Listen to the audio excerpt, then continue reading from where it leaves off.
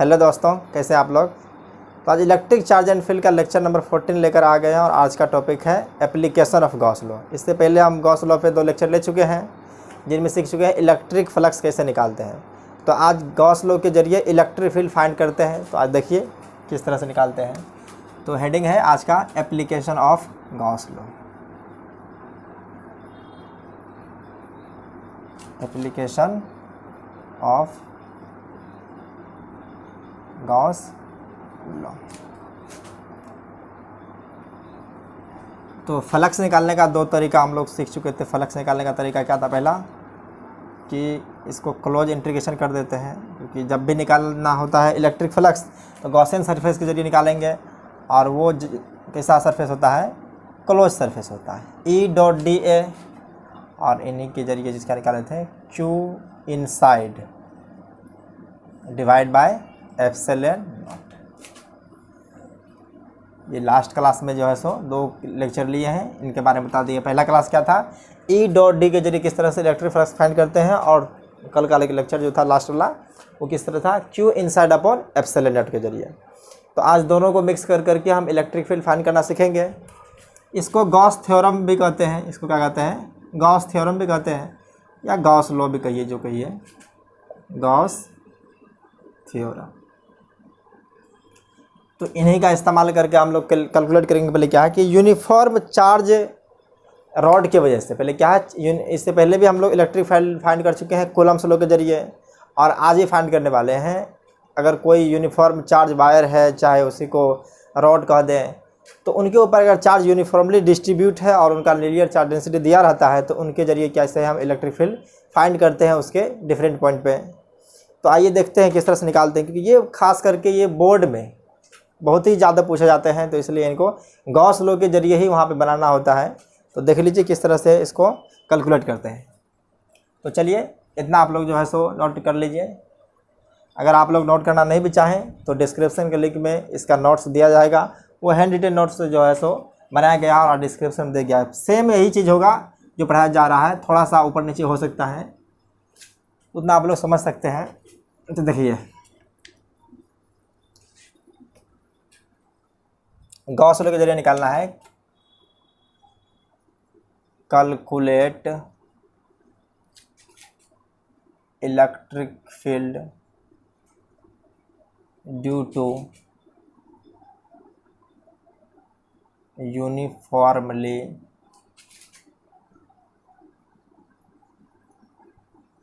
Charged, uniformly due to infinite, ले लीजिए कितना, infinite long, infinite long uniformly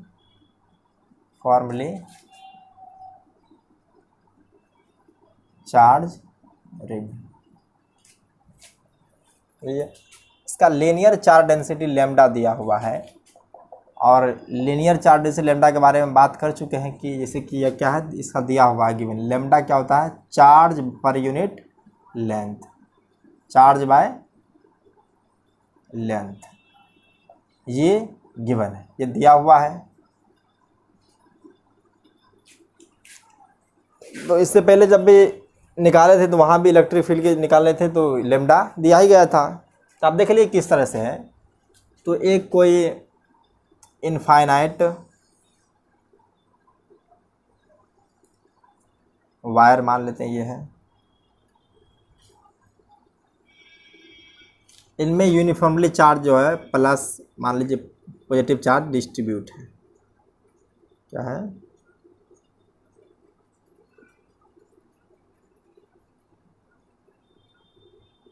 infinite long है। तो इसको दिखा देते हैं। ये क्या है कि देखिए, ये अगर इनफाइनाइट लॉन्ग वायर है तो जैसे कि ये हमारे मास क्या मार्कर है, तो ये भी इस तरह का, अगर ये बहुत लेंथी हो जाए तो इससे इलेक्ट्रिक फील्ड लाइन जो निकलेगी वो क्या इस तरफ भी निकलेगी, इस तरफ भी निकलेगी, यानी 3D में ये पूरी तरह से जो है निकलेगी। ये चारों तरफ 360 के चारों तरफ निकलेगी, मतलब 360 एंगल बनाते हुए। तो ये इधर भी निकलेगी, इस तरफ भी, इस तरफ भी, तो हर तरफ जो है इससे क्या निकलेगी, इलेक्ट्रिक फील्ड लाइन से निकलेगी। तो यहाँ पे हम दिखा देते हैं। हालांकि यहाँ पे जब दिखाएंगे तो आपको 2D में ही दिखा सकते हैं, तो इसको आप फील कीजिए कि 3D में भी हो रहा है ये। तो ये इलेक्ट्रिक फील्ड लाइन्स है, क्या है? इलेक्ट्रिक फील्ड लाइन्स है। इलेक्ट्रिक फील्ड लाइन्स क्या बताता है? इलेक्ट्रिक फील्ड का डायरेक्शन बताता है। ये इलेक्ट्रिक फील्ड लाइन्स इस तरफ भी बना देते हैं, ये आगे भी है, पीछे भी है, इस तरफ भी है, इस तरफ भी है, लेकिन बोर्ड 2D है तो इसलिए हम इसको सिर्फ इसी तरह से दिखा सकते हैं। तो देख लीजिए, ये इलेक्ट्रिक फील्ड लाइन्स को दिखा देते हैं इस पर।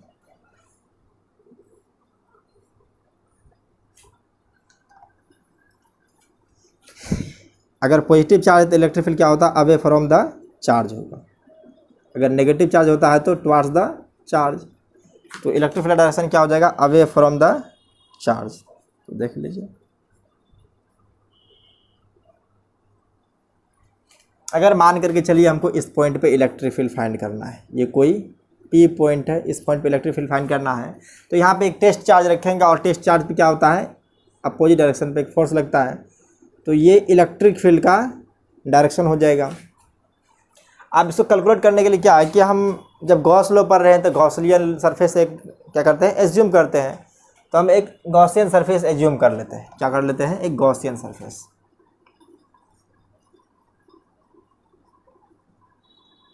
Gaussian surface. और गॉसियन सरफेस के रिगार्डिंग बात बताएगी तो किस तरह से कंसिडर करना है, कैसा होना चाहिए? सिमेट्रिक होना चाहिए, ये सिमेट्रिक होना चाहिए। नॉन सिमेट्रिक के लिए भी जो है सो क्या है, ये गॉस लॉ एप्लीकेबल है, लेकिन वहाँ जो है सो यूजफुल नहीं हो पाएगा। एप्लीकेबल होगा लेकिन यूजफुल नहीं है। हमको क्या है? यूजफुल होना चाहिए, क्योंकि इलेक्ट्रिक फील्ड निकालने के लिए हमको एक अप्रोप्रिएट वैल्यू तक निकल सके, तो ऐसा कंसिडर करेंगे कि जिससे हमको इलेक्ट्रिक फील्ड का वैल्यू फाइंड कर सके। अगर नॉन सिमेट्रिक भी लेंगे तो वो एप्लीकेबल होगा लेकिन यूजफुल नहीं हो पाएगा। नॉन सिमेट्रिकल सरफेस लेते हैं, सिमेट्रिक सरफेस ले रहे हैं।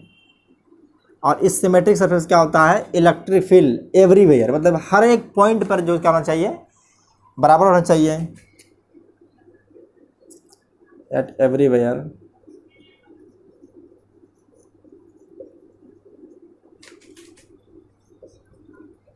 Everywhere on the surface electric field remain same. अब इनके लिए क्या है कि अगर हम इस तरफ से देख रहे हैं कि ये एक चार्ज इनफाइनाइट वायर है, तो इनकी वजह से इलेक्ट्रिक फील्ड इस तरफ भी निकल रहा है, चारों तरफ अगर निकल रहा है, तो हमको एक ऐसा एज्यूम करना है। अगर आप लोग पहली बार देख रहे हैं तो ये जो है सो थोड़ा मुश्किल होगी, तो इसलिए क्या है, ये प्रैक्टिस की चीज़ है। जितना बार कीजिएगा आपको कंसिडर करने के लिए जो है सो पता चल जाएगा कैसे इलेक्ट्रिक फील्ड क्या Gauss law Gaussian surface consider करना है। तो इस केस में क्या है कि हम एक सिलेंड्रिकल लेंगे, क्योंकि सिलेंडर अगर मान के चलिए फिट कर देंगे तो ये सिलेंडर चारों तरफ, इसके चारों तरफ हो जाएगा, जिसके क्या है कि हर एक पॉइंट पे इलेक्ट्रिक फील्ड डायरेक्शन जो है सो क्या हो जाएगा? सेम रहेगा। और साथ साथ डिस्टेंस सेम है तो मैग्नीट्यूड भी क्या हो जाएगी? सेम हो जाएगी। तो कैसा लेते हैं हम? सिलेंड्रिकल लेंगे।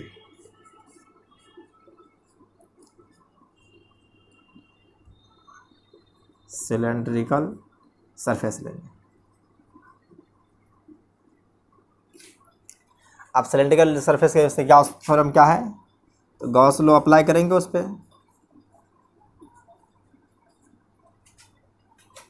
तो फ्लक्स निकालने का तरीका वही बताए थे, E dot D A into Q inside bye epsilon not. इनका इस्तेमाल करके हम क्या निकालेंगे? Electric field. ये इलेक्ट्रिक फील्ड फाइंड करेंगे वैल्यू, क्योंकि हमको डी ए भी पता करना है, क्यू इनसाइड जो है सो पता चल जाएगा, क्योंकि अगर हमको क्या दिया हुआ है? लीनियर चार्ज डेंसिटी लैम्डा दिया हुआ है। और एप्सिलॉन नॉट के बारे में आप लोग जानते ही पहले क्या है, ये रिलेटिव परमिटिविटी है, किसका? वैक्यूम या एयर का होता है। तो इतना आप लोग नोट डाउन कीजिए। उसके बाद जो है सो हम इनको निकालते हैं किस तरह से इलेक्ट्रिक फील्ड फाइंड करेंगे, तो नोट डाउन कर सकते हैं। कर लिए? चलिए देखते हैं।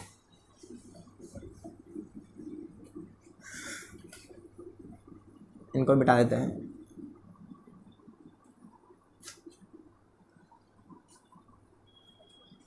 एक गॉसियन सरफेस क्या करते हैं हम? एक सिलेंड्रिकल सरफेस कंसीडर करते हैं। तो मान लेते हैं कि ये कोई डॉट लाइन से बताते हैं क्या है? एक हाइपोथेटिकल सरफेस है। ये हाइपोथेटिकल, ये हमारा एजम्पशन है ताकि हम इस पर इलेक्ट्रिक फील्ड निकाल सकें।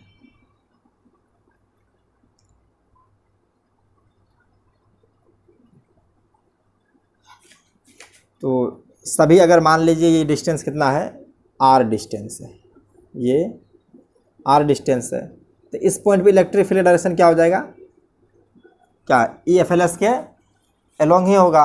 और इस पॉइंट पे अगर देखा जाए एरिया वेक्टर छोटा सा, तो एरिया वेक्टर का भी डायरेक्शन क्या होगा, सरफेस से हमेशा परपेंडिकुलर होती है। क्या होती है, परपेंडिकुलर होती है। तो ये डी ए छोटा सा एरिया कट किए हैं।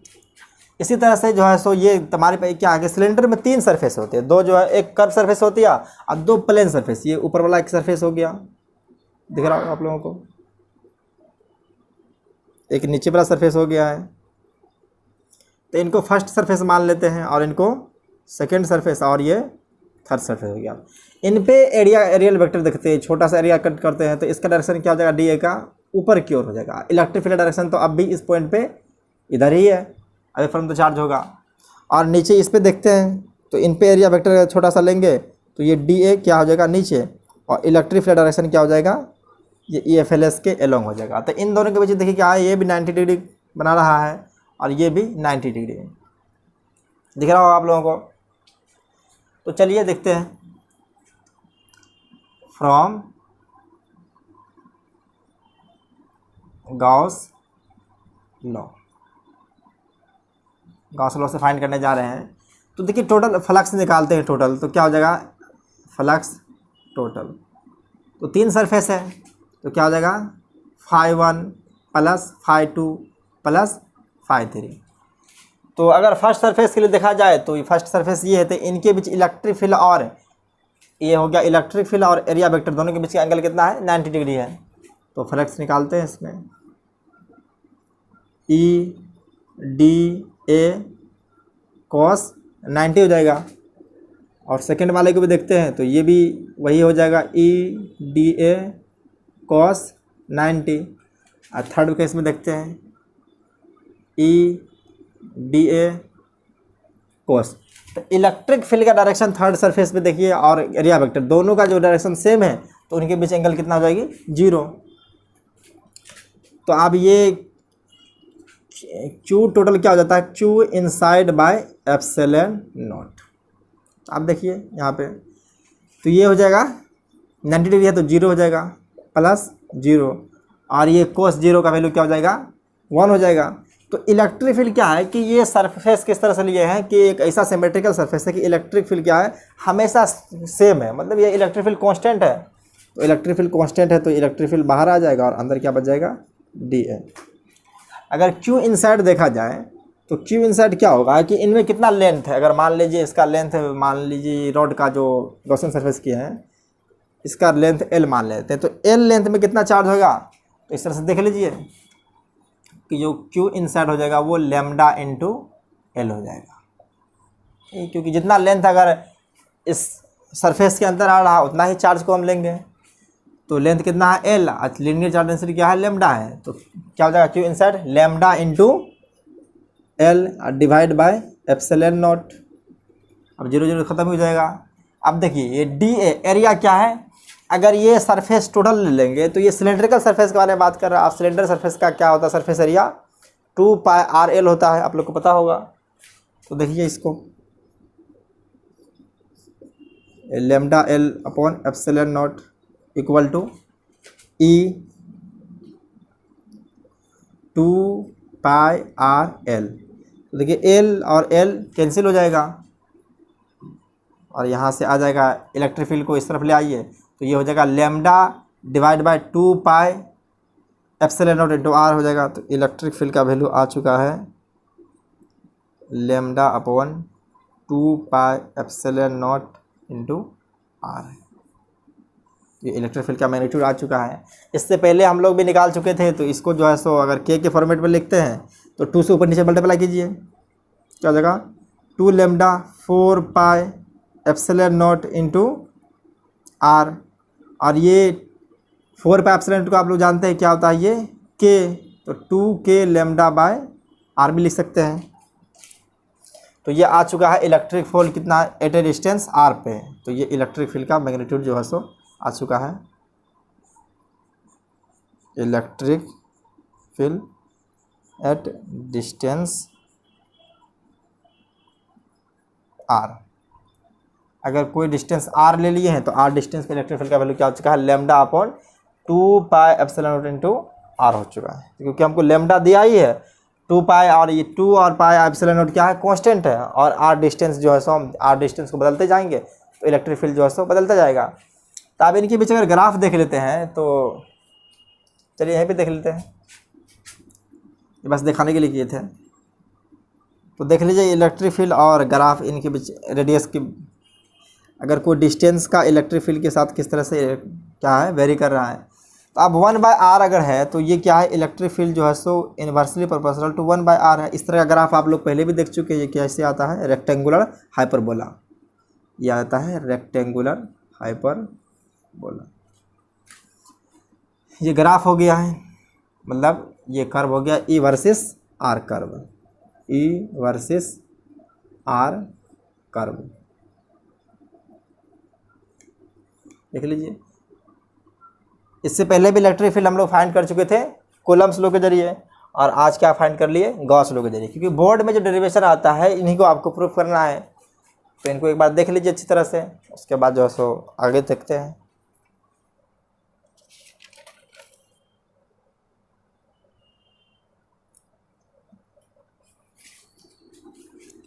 देख लिए, मिटा दें, चलिए।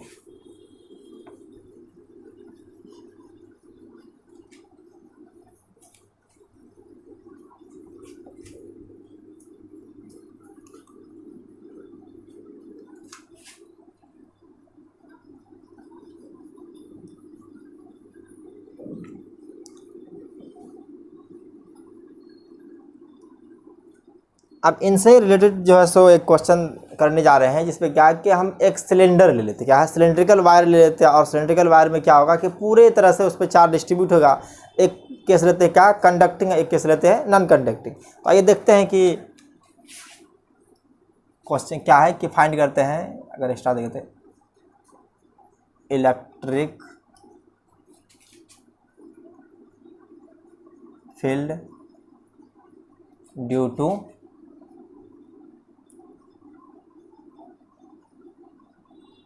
यूनिफॉर्मली, कर लीजिए, ड्यू टू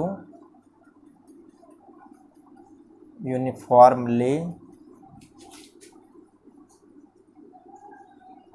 चार्ज, क्या लेते हैं, पहला लेते हैं solid conducting cylinder,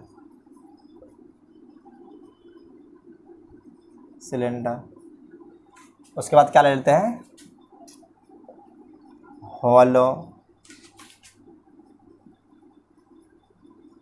conducting cylinder, और देख लीजिए एक hollow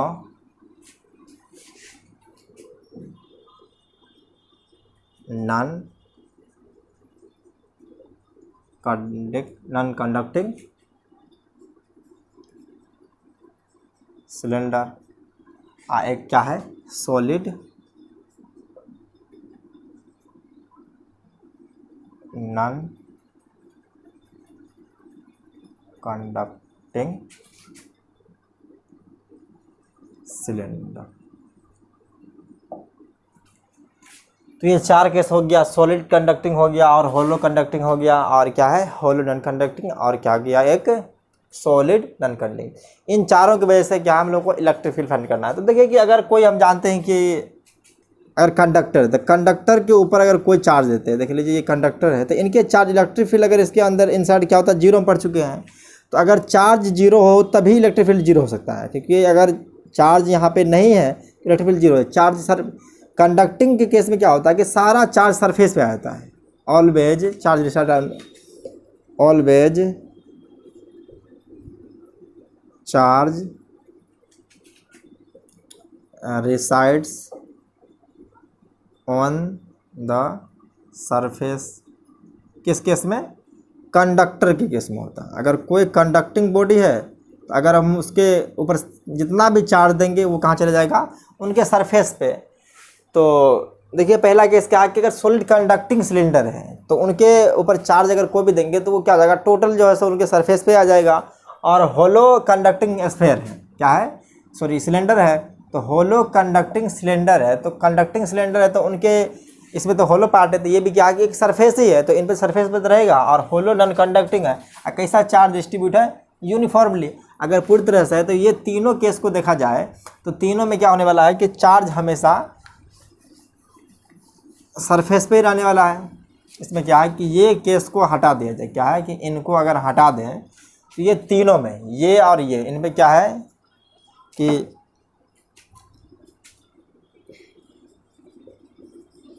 charge always resides on the surface. और ये क्या है, पूरे एरिया में डिस्ट्रीब्यूट होगा। तो क्या हम लोग मान लेते हैं एक कि इसका एरियल चार्ज डेंसिटी क्या है, सिग्मा है। ये क्या होता है, charge per unit area, charge per unit area होता है।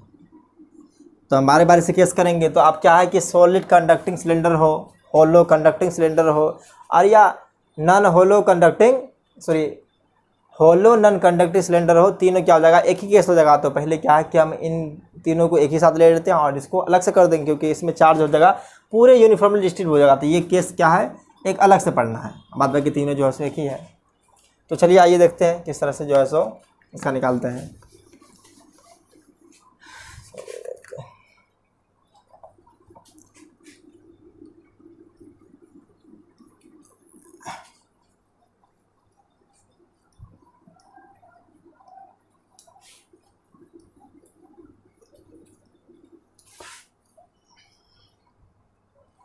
पहला क्या ले लेते हैं,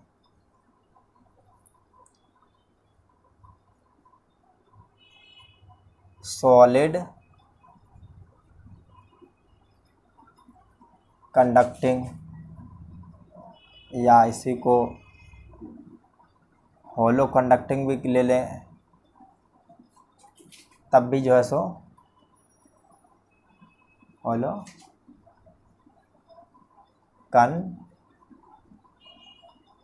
कंडक्टिंग या होलो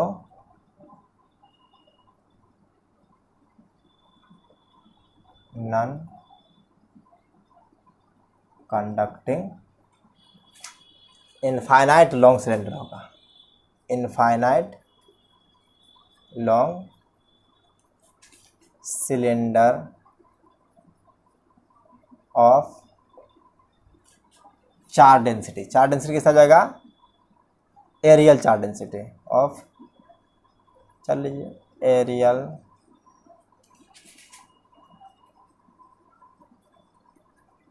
चार्ज डेंसिटी क्या दिया हुआ है,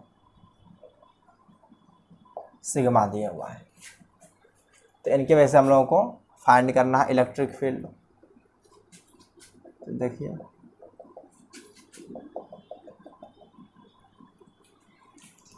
इधर ही फिगर बनाते हैं, इधर कैलकुलेशन कर लेंगे। तो देख लीजिए ये क्या है कि अगर कोई इनफाइनाइट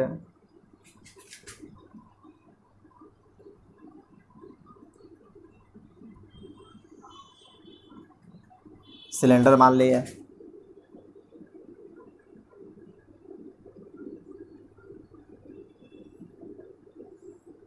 मान लीजिए ये कोई इनफाइनाइट लॉन्ग है, क्या है, इनफाइनाइट लॉन्ग है।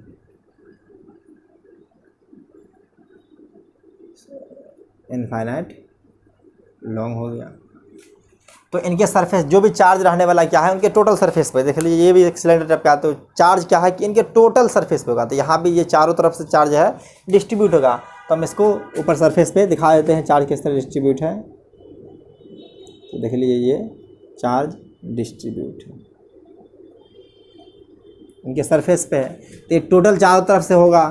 तो हम सिर्फ 2D में दिखा रहे हैं, तो हम क्या है कि उसको साइड में ही दिखाने का हमको सिर्फ जगह मिल पा रहा है। तो देख लीजिए, तो हम इसके 3 पॉइंट पे इलेक्ट्रिक फील्ड फाइंड करेंगे। पहले क्या है कि इनसाइड द स्फेयर करेंगे, सॉरी इनसाइड द सिलेंडर करेंगे, उसके बाद जो सरफेस पे करेंगे और एक पॉइंट जो है सो आउटसाइड कर लेंगे। तो एक करना मान लीजिए क्या है कि एक ले लेते हैं एम, एक ले लेते हैं एन पॉइंट एन, और एक ले लेते हैं पी। इन तीनों पॉइंट पे हमको इलेक्ट्रिक फील्ड फाइंड करना है। तो कितना पॉइंट हो गया, इनसाइड हो जाएगा, एक आउटसाइड हो जाएगा, एक सरफेस हो जाएगा। तो पहले हम इनसाइड पे निकालेंगे, उसके बाद आउटसाइड पे निकालेंगे, उनके साथ साथ जो है सो जो आउटसाइड का फार्मूला आएगा उन्हीं फार्मूला में जो है सो कुछ पुट कर करके, मतलब जो भी हमको रिक्वायरमेंट होगी उनके अकॉर्डिंग हम पुट कर करके क्या निकालेंगे, सरफेस पे। तो चलिए इसके बाद देखते हैं क्या कि पहले क्या है, इनसाइड द सरफेस निकालते हैं। तो समझ लिए पॉइंट कहाँ पे, एक इनसाइड निकालना है, एक आउटसाइड और एक सरफेस पे। तो चलिए देखते हैं पहले क्या है, इनसाइड द सिलेंडर। पहला केस में लेना है इनसाइड लेना है, एट अ डिस्टेंस आर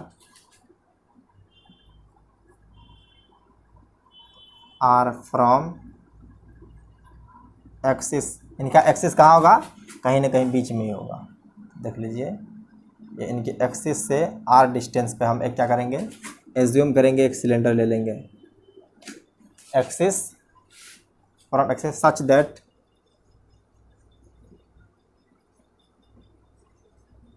क्या हो जाएगा, आर लेस देन आर होना चाहिए। यहाँ पे भी लिख सकते हैं कि आर कैसा होना चाहिए, लेस देन आर। तो हमें गॉसियन सरफेस से एक क्या करना है, कंसिडर करना है गॉसियन सरफेस।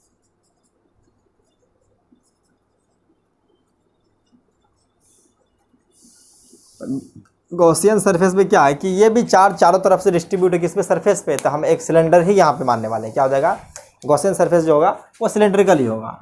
तो ये गॉसियन सरफेस किससे आ जाएगा, सिलेंड्रिकल। तो देखिए मानते हैं, मान लेते हैं कि ये क्या है कि आर डिस्टेंस, ये स्मॉल आर ले लेते हैं।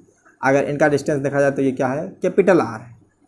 कैपिटल आर क्या है, ये जो हमारा सिलेंड्रिकल वायर है उनका जो है सो रेडियस है कैपिटल आर, और इसको मान लेते हैं स्मॉल आर।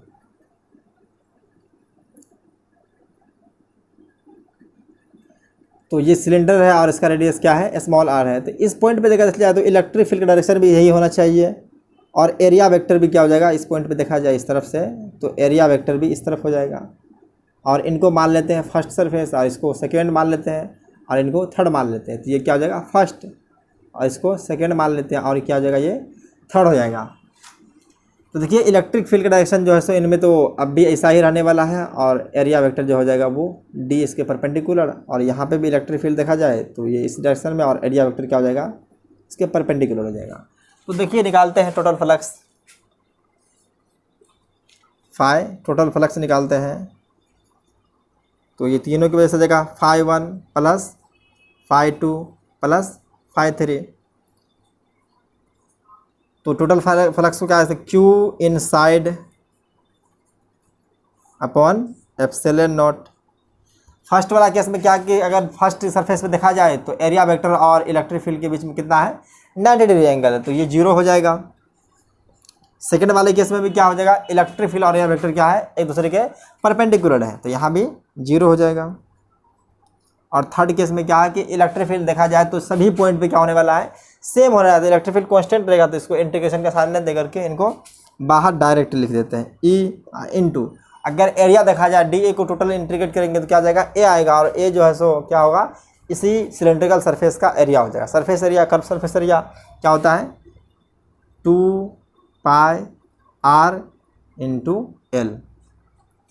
अगर Q इनसाइड निकालें तो Q इनसाइड जो है सो जितना उसके अंदर चार्ज है वो देखते हैं। तो चार्ज सारा क्या है, सरफेस पे ही डिस्ट्रीब्यूट है, तो इनसाइड चार्ज तो जीरो है।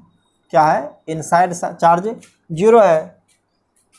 तो इनसाइड चार्ज अगर जीरो है तो 0/ε0 इक्वल टू क्या आ जाएगा, E2πr। तो देख लीजिए इनको, क्योंकि अगर जीरो से कुछ भी डिवाइड करेंगे तो इलेक्ट्रिक फील्ड का जो हमारा मैग्नीट्यूड आने वाला है वो भी जीरो ही आने वाला है। इलेक्ट्रिक फील्ड जीरो आ चुका है, क्योंकि इनसाइड जो देख रहे हैं किसके, यूनिफॉर्मली चार्ज कंडक्टिंग सिलेंडर हो, चाहे क्या है होलो कंडक्टिंग सिलेंडर हो, चाहे होलो नॉन कंडक्टिंग सिलेंडर हो, इनफाइनाइट लॉन्ग सिलेंडर हो, सभी की वजह से क्या आ रहा है कि electric field inside the conductor जब देख रहे हैं, इनसाइड द सिलेंडर देख रहे हैं, तो इलेक्ट्रिक फील्ड जीरो है। जाहिर सी बात होनी भी चाहिए, इसलिए कि सारा चार्ज तो सरफेस के ऊपर डिस्ट्रीब्यूट है, तो जब चार्ज ही नहीं है तो इलेक्ट्रिक फील्ड क्या है, जीरो होनी चाहिए। तो इनको लिख लीजिए। उसके बाद क्या देखते हैं हम लोग, आउटसाइड द सरफेस देखते हैं, लिख लीजिए। चलिए देखते हैं आउटसाइड द सरफेस क्या होता है। अगर आउटसाइड द सरफेस देखेंगे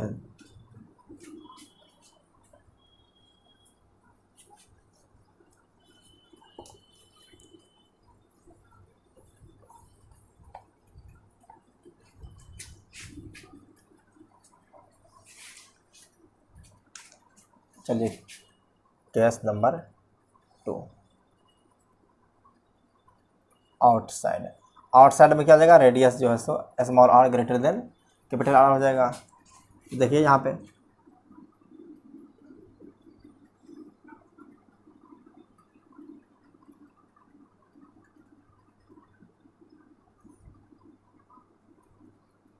ये क्या है, सिलेंडर है,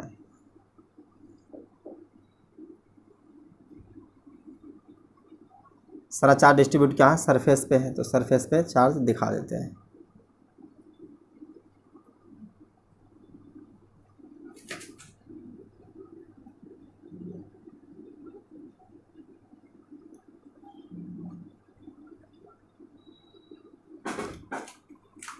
एक्सिस मान लीजिए बीच में, इनसे आर डिस्टेंस कहाँ लेना है, इस पार आउटसाइड, तो इस पॉइंट में निकालना, आउटसाइड पॉइंट है तो ये डिस्टेंस क्या हो जाएगा, कैपिटल स्मॉल आर, और कैपिटल आर क्या हो जाएगा, ये इनका जो डिस्टेंस है किससे, एक्सिस से उस सेंटर का। तो यहाँ भी क्या करना हमको, एक गॉसियन सरफेस जो है सो कंसिडर करना, और वो भी क्या आ जाएगा, सिलेंडर लिया जाएगा। तो देख लीजिए इनको कंसिडर कर लेते हैं, एक गॉसियन ही सरफेस आने वाला है, किसा गॉसियन सरफेस सिलेंड्रिकल ही। तो इनकी वजह से अगर देखा जाए तो सारा चार्ज अंदर आ रहा है,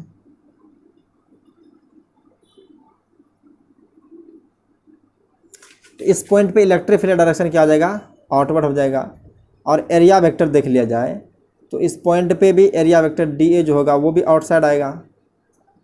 अगर इनके ये सरफेस फर्स्ट मान लेते हैं, इनको हर बार इसको ऊपर फर्स्ट ही मान लेते थे, इनको भी फर्स्ट मान लेते हैं, तो इनकी वजह से जो एरिया वेक्टर होगा ऊपर, मान लीजिए छोटा सा एरिया लिए डी ए, और इलेक्ट्रिक फील्ड देखेंगे तो इस पॉइंट पे बाहर की ओर होगा। अब दूसरी नीचे भी देख लेते हैं, ये सेकंड सरफेस पे एरिया वेक्टर डाउनवर्ड हो जाएगा और इलेक्ट्रिक फील्ड डायरेक्शन इस तरफ हो जाएगा। अगर थर्ड सरफेस पे देख लिए, इसको थर्ड सरफेस मान लेते हैं, इसको सॉरी ये क्या था, इनको फर्स्ट मानते थे, इनको सेकेंड, और ये थर्ड हो गया। तो देखिए आउटसाइड सरफेस में क्या है कि अगर क्यू इनसाइड देख लिया जाए तो इसमें क्यू इनसाइड पहले निकाल ही लेते हैं। क्यू इनसाइड क्या है कि टोटल चार्ज सरफेस एरिया पे डिवाइड है, तो सिग्मा इनटू जितना का एरिया है तो क्या हो जाएगा, ये उसका area 2 pi R into L. तो ये चार्ज इनसाइड जो इनक्लोज करके रखे हुआ है गॉसियन सरफेस, उसमें चार्ज ये है। तो टोटल फ्लक्स निकालते हैं, 5T मतलब 5 टोटल हो जाएगा, तो क्या हो जाएगा, ये 5 1 प्लस 5 2 प्लस 5 3। तो इनको क्या लिख सकते हैं, Q inside upon epsilon naught.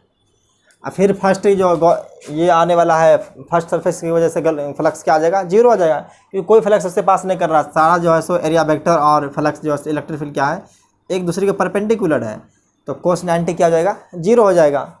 तो फर्स्ट की वजह से क्या हो जाएगा, जीरो, सेकेंड भी जीरो हो जाएगा, और थर्ड क्या हो जाएगा, इलेक्ट्रिक फील्ड कॉन्स्टेंट है तो कॉन्स्टेंट बाहर निकाल लेते हैं, और एरिया क्या आ जाएगा इसका 2 पाई आर इंटू एल। तो देख लीजिए अब इसको, क्यू इनसाइड क्या आ जाएगा, sigma 2 pi capital R into L by epsilon naught into E into 2 pi small R into capital are.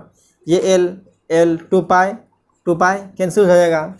अब बचेगा क्या यहाँ से, इलेक्ट्रिक फील्ड जो वैल्यू आ चुका है यहाँ पे देख लीजिए,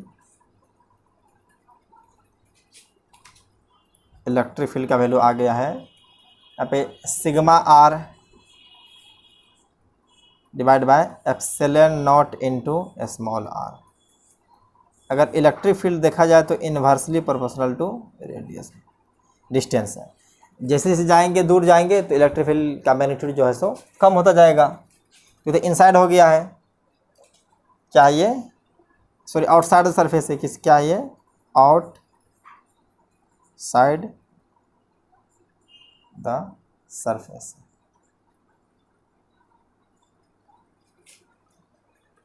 तो चलिए इसके बाद जो है सो अगर ऑन द सरफेस हम निकाल लें, अगर ऑन द सरफेस यहीं पे देख लीजिए, थर्ड केस में देखते हैं कि एट सरफेस पे, सरफेस पे क्या हो जाएगा, स्मॉल आर जो हो जाएगा वो कैपिटल आर के बराबर हो जाएगा। तो इसी फार्मूला को हम पुट करके निकाल सकते हैं, इलेक्ट्रिक फील्ड क्या आने वाला सरफेस पे कांस्टेंट रहेगा। तो देख लीजिए sigma R by epsilon naught, यहाँ पे स्मॉल आर है तो स्मॉल और कैपिटल आर दोनों जब बराबर है तो इनको भी आर ही लिख सकते हैं, और ये आर आर कैंसिल हो जाएगा तो क्या हो जाएगा ये sigma bye epsilon not. Electric field जो सरफेस पर आ जाएगा वो कांस्टेंट है, वो कितना है सिग्मा बाय एप्सिलॉन नॉट। अब तीनों जगह हमको पता चल चुका है, इनसाइड इलेक्ट्रिक फील्ड क्या है 0 है, अगर आउटसाइड देखें तो ये क्या है इन्वर्सली प्रोपोर्शनल टू डिस्टेंस है, अगर सरफेस पे देखें तो सरफेस पे क्या होता है कांस्टेंट है। तो ये तीनों केस को देख लिया, आप तीनों को वैसे देख लिए हैं, तो अब हम क्या है कि इसके भी जरिए ग्राफ ड्रॉ कर सकते हैं। तो आइए देखते हैं इससे ग्राफ ड्रॉ करते हैं। तो पहले इतना आप लोग इसको नोट डाउन कर लीजिए।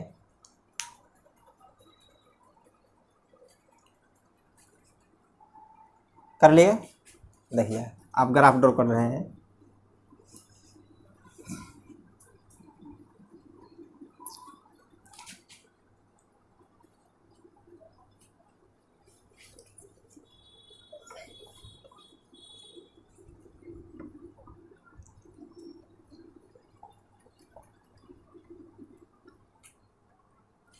इनसाइड कितना आया था यहाँ पे अगर देखा जाए तो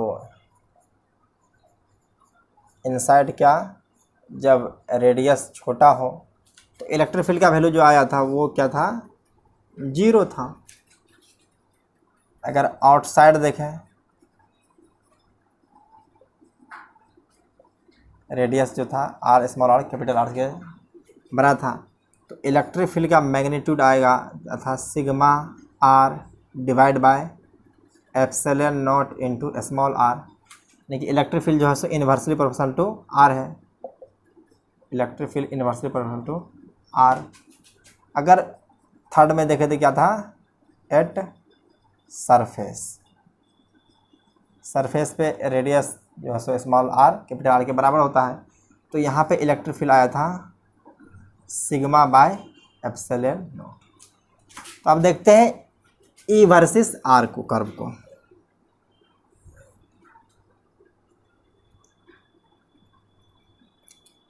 मान लीजिए कि कैपिटल आर यहाँ से अगर आर डिस्टेंस है तो ये 0 से स्टार्ट होता है 0 यहाँ पे, और मान लीजिए कैपिटल आर यहाँ पे। तो इलेक्ट्रिक फील्ड जो है सो क्या है कि यहाँ तक तो 0 होता है, अगर यहाँ तक आएंगे 0 तो ये दिखा लेते हैं कि अचानक आर पे क्या होती है इलेक्ट्रिक फील्ड बढ़ जाती है और मैक्सिमम भी होती है, और ये क्या है फिर डाउनवर्ड जाना स्टार्ट होता है। तो इलेक्ट्रिक फील्ड जो होता है इन्वर्सली प्रोपोर्शनल टू आर। तो देख लीजिए ये इलेक्ट्रिक फील्ड वर्सेस, अगर इसको हम स्फीयर से भी दिखा सकते हैं, सिलेंडर से भी दिखा देते हैं, तो चलिए देखिए इसको सिलेंडर से भी दिखा देते हैं।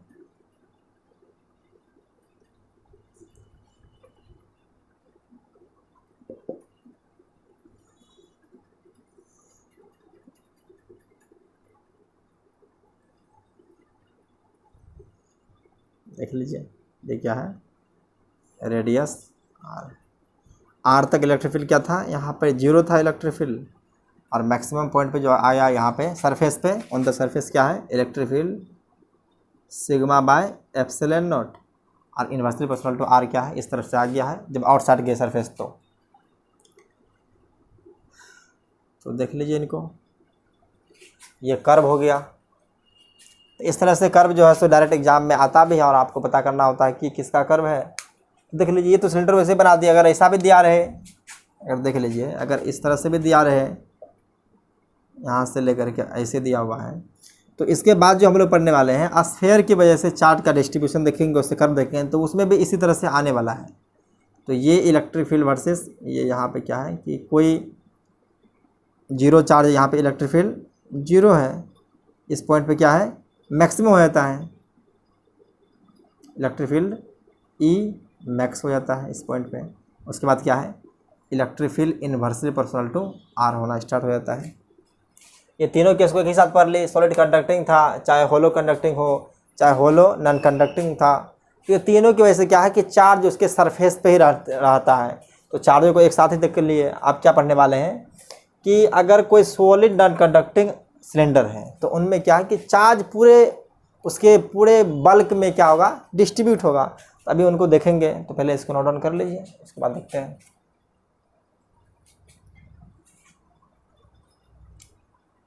उनमें भी 3 पॉइंट देखेंगे, क्या देखेंगे, पहला देखेंगे इनसाइड, उसके बाद आउटसाइड और उसके बाद सरफेस देखेंगे। तो देख लीजिए, इनको लिख लिए।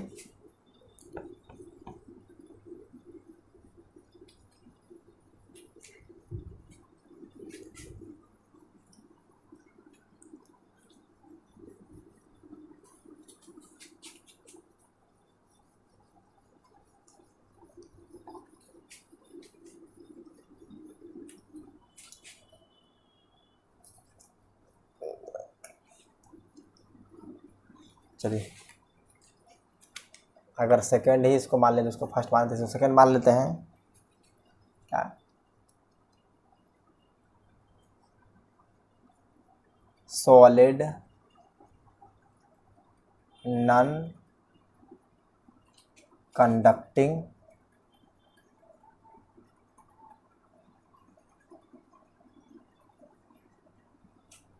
सिलेंडर,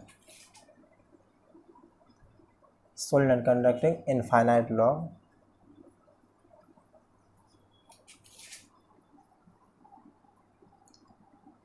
इनफाइनाइट लॉन्ग यूनिफॉर्मली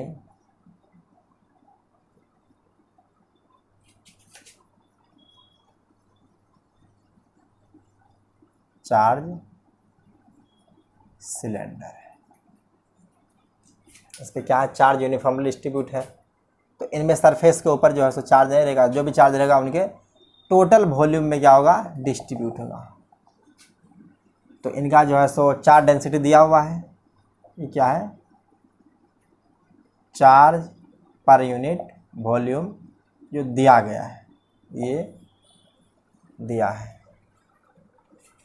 तो देख लीजिए किस तरह से है, तो ये भी इसको बनाते हैं।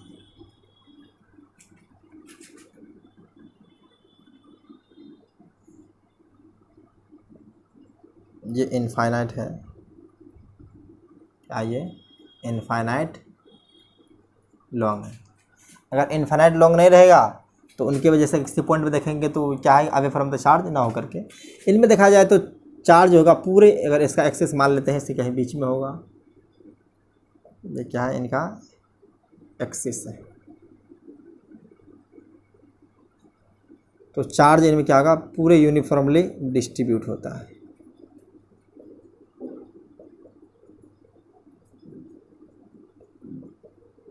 क्या यूनिफॉर्मली चार्ज डिस्ट्रीब्यूट होगा।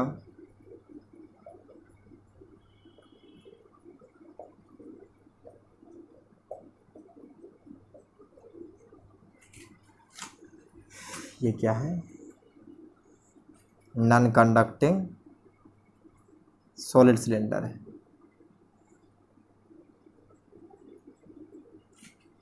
नॉन कंडक्टिंग सॉलिड सिलेंडर है तो इसमें चार्ज पूरी तरह से वॉल्यूम में डिस्ट्रीब्यूट है। तो इनके वजह से क्या निकालना है हमको 3 पॉइंट पे निकालना है इलेक्ट्रिक फील्ड। पहले क्या निकालना है इनसाइड, उसके बाद आउटसाइड और उसके बाद सरफेस पे निकालना है। तो तीनों के को बारी बारी से निकालते हैं कि इसके इनसाइड इलेक्ट्रिक फील्ड क्या होने वाला है, सरफेस पे क्या होगा, फिर आउटसाइड क्या होगा। ये देखते हैं बारी बारी से देखते हैं इनको क्या होता है। पहले इनसाइड करते हैं, फर्स्ट केस दे देते हैं इनसाइड। इनसाइड क्या होता है R less than capital R होता है। तो देखिए इनसाइड क्या होने वाला है, तो यहाँ पे एक इनसाइड भी, यहाँ पे भी जो हम गॉसियन सरफेस कंसिडर करने वाले हैं वो किस तरह सरफेस होगा, ये भी सिलेंड्रिकल सरफेस ही होने वाला है। तो मान लेते हैं, अगर सेकंड कलर से हम दिखा देते हैं कि यहाँ पे आर डिस्टेंस पे ले लेते हैं, कोई स्मॉल आर डिस्टेंस पे एक कोई सिलेंडर बना लेते हैं। क्या है ये जो हम कर रहे हैं, ये सब क्या है, गॉसियन सरफेस कंसिडर कर रहे हैं। और कैसी होती है, ये इमेजिनरी होती है।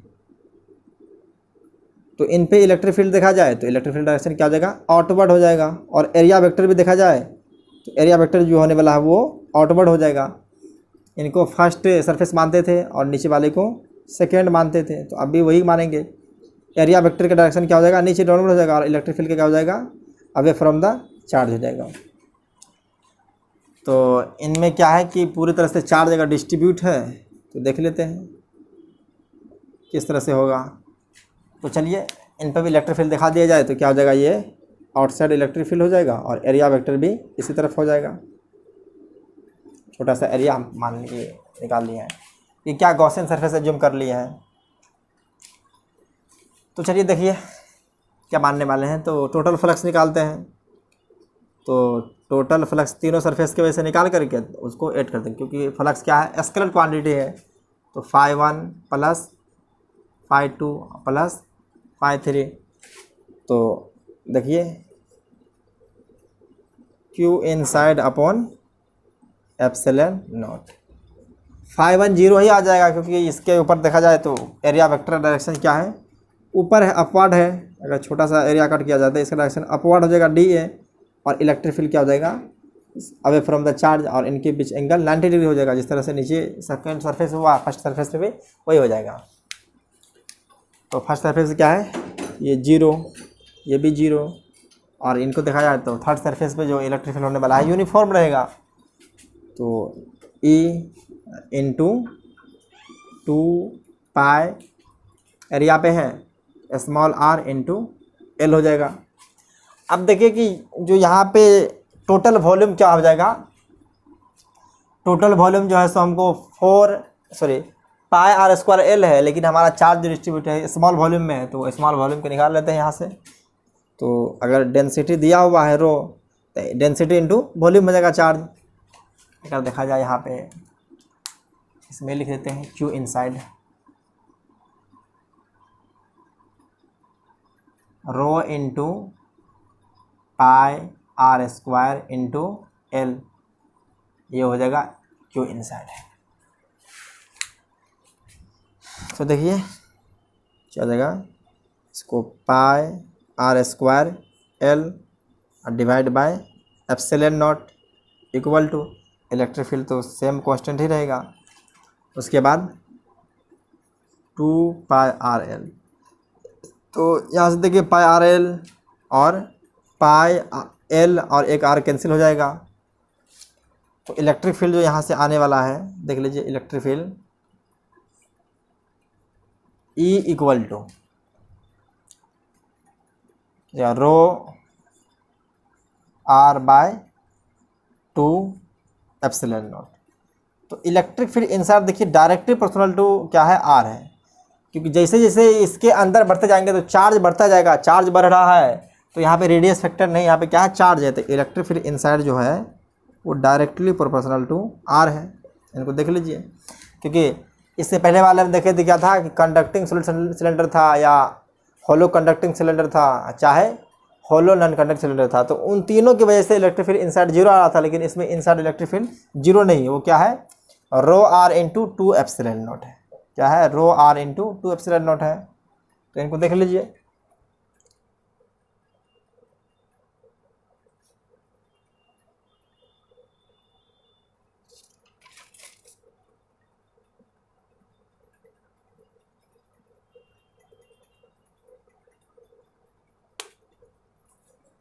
देख लिया। चलिए अब आउटसाइड सरफेस देखते हैं। तो इनको मिटा देते हैं, फिगर सेकंड बना देते हैं इनको भी। चलिए आउटसाइड देखते हैं।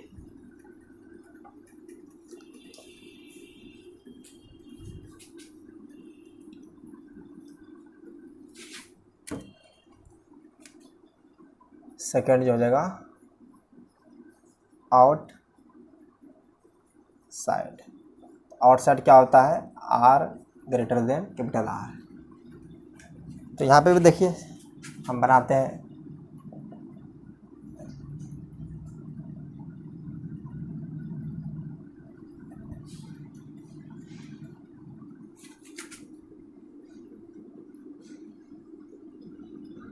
ये एक नॉन कंडक्टिंग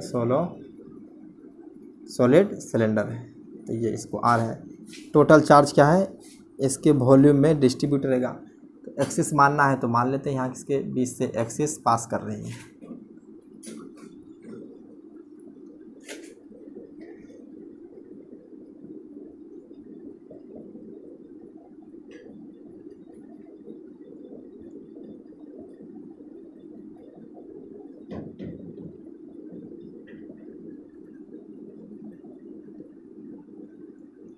टोटल चार्ज को क्या दिखा देते हैं कि इनके बल्क में पूरे वॉल्यूम में डिस्ट्रीब्यूट है।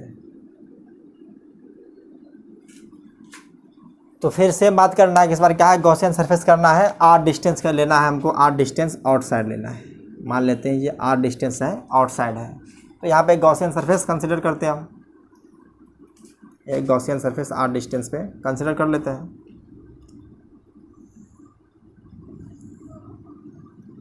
ये फर्स्ट सरफेस हो जाता है,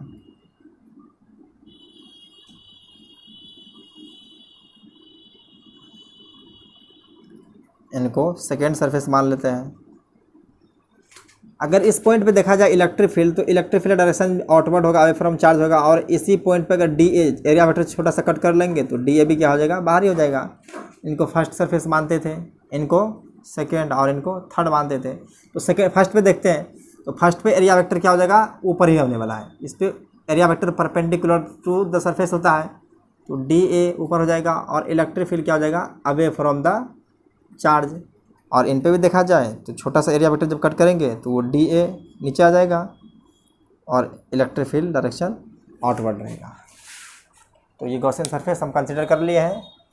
तो चलिए टोटल फ्लक्स निकालते हैं। तो फाई टोटल इक्वल टू क्या निकालेंगे, phi 1 plus phi 2 plus phi 3। इसमें देखेंगे Q inside upon epsilon not.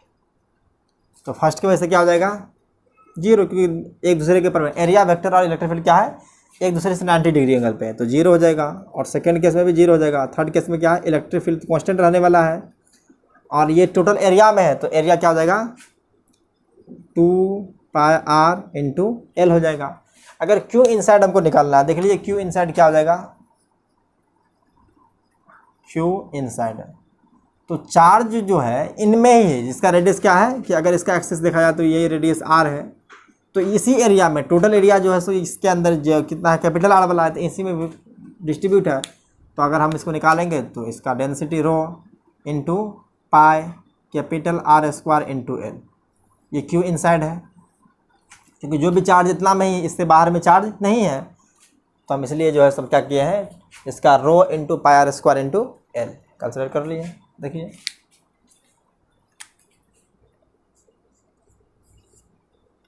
Row pi capital R square L divide by epsilon naught equal to electric field into 2πr L. तो L और L cancel हो जाएगा, पाई पाई भी cancel हो जाएगा, लेकिन इस बार आर कैंसिल नहीं होने वाला है। तो देखिए इलेक्ट्रिक फील्ड क्या आ रहा है, डिवाइड किया जाए इस तरफ से तो हो जाएगा ये rho R square divide by 2 epsilon naught into small R. Electric field का देखा जाए तो इस बार क्या है, इलेक्ट्रिक फील्ड है इनवर्सली प्रोपोर्शनल टू डिस्टेंस। देख लिया आप लोग, यही है। अगर हम ऑन द सरफेस निकाल लें तो ऑन द सरफेस में क्या, यही फार्मूला पुट करेंगे, ये आर क्या आ जाएगा, कैपिटल आर के बराबर कर देंगे। क्या है, इसको मान लेते हैं थर्ड केस अगर देखा जाए 8 सरफेस, तो क्या हो जाएगा सरफेस पे R equal to capital R हो जाएगा। तो इलेक्ट्रिक फील्ड अगर सरफेस पे निकालना है तो सरफेस पे क्या आ जाएगा, ये तो सेम रहेगा रो R अपॉन 2 एप्सिलॉन नॉट भी सेम रहेगा, और स्मॉल r की जगह क्या आ जाएगा कैपिटल R, ये स्क्वायर R कैंसिल हो जाएगा और ये हो जाएगा 2 रो R बाय 2 एप्सिलॉन नॉट। तो इलेक्ट्रिक फील्ड अगर रेडियस तो कांस्टेंट ही रहेगा तो ये भी कांस्टेंट आने वाला है। देखिए इलेक्ट्रिक फील्ड जो सरफेस पे आ गया है वो रो R बाय 2 एप्सिलॉन, किस पे है, ये आउटसाइड था, ये आउटसाइड, और ये किस पे था सरफेस पे। देख लिया आप लोग।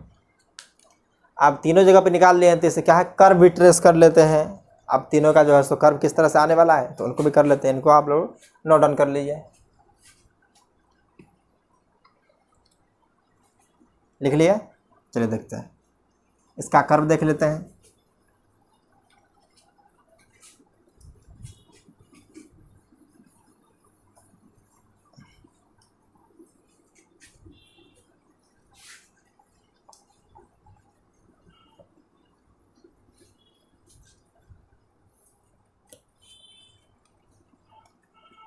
अगर तीनों पॉइंट पे इसका इलेक्ट्रिक फील्ड देखा जाए तो किस तरह था, पहले अगर मान लेते हैं हम इनसाइड, देखिए इनसाइड क्या R less than capital R, तो इलेक्ट्रिक फील्ड जो यहाँ पे निकला था वो निकला था साइड rho R by 2 epsilon naught, ऐसा ही कुछ था, देख लेते हैं। ठीक है, ये इनसाइड आया था, आउटसाइड देखते हैं। आउटसाइड क्या है कि R greater than capital R, तो इसके वजह से जो इलेक्ट्रिक फील्ड आया था वो आया था रो R square divide by 2 epsilon naught into R। अगर यहाँ देखा जाए तो इलेक्ट्रिक फील्ड क्या है, E directly proportional to R है, और यहाँ पे इलेक्ट्रिक फील्ड क्या है, E inversely proportional to R है। और थर्ड केस क्या है, सरफेस था, एट सरफेस, सरफेस में क्या है R इक्वल टू R, तो इलेक्ट्रिक फील्ड जो यहाँ पे आया था वो रो R बाय 2 एप्सिलॉन नॉट, ये सबसे क्या कांस्टेंट भी था और सबसे मैक्सिमम भी है। तो देखिए कर्व देखते हैं, तो कर्व बनाते हैं, तो कर्व क्या हो जाएगा इस तरह से। चलिए यहाँ पे एक कोई सॉलिड सिलेंडर बना देते हैं,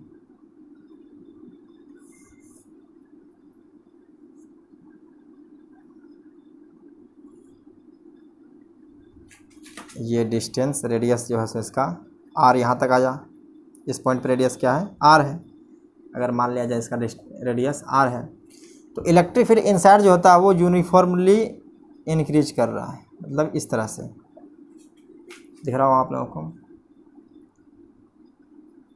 क्या कि इलेक्ट्रिक फील्ड जो है सो डायरेक्टली प्रोपोर्शनल टू R है, उसके बाद क्या हो जाएगा ये डिक्रीज करने स्टार्ट कर देगा, ये E inversely proportional to R है, या सिंपली इसको ऐसे भी दिया रहे तो कोई घबराने की बात नहीं है, चाहे ये ऐसा दिया रहे और ये डिस्टेंस R है तब भी जो है सो ये इसका ग्राफ हो जाएगा electric field versus distance R, इसमें क्या हो जाएगा electric field versus distance R। तो देख लीजिए आप लोग ग्राफ ये रहा, इनकी वजह से ये क्या है सॉलिड नॉन कंडक्टिंग सिलेंडर है। तो आज का क्लास यहीं ख़त्म करते हैं, पढ़ाई करते रहिए, टेक केयर, बाय बाय।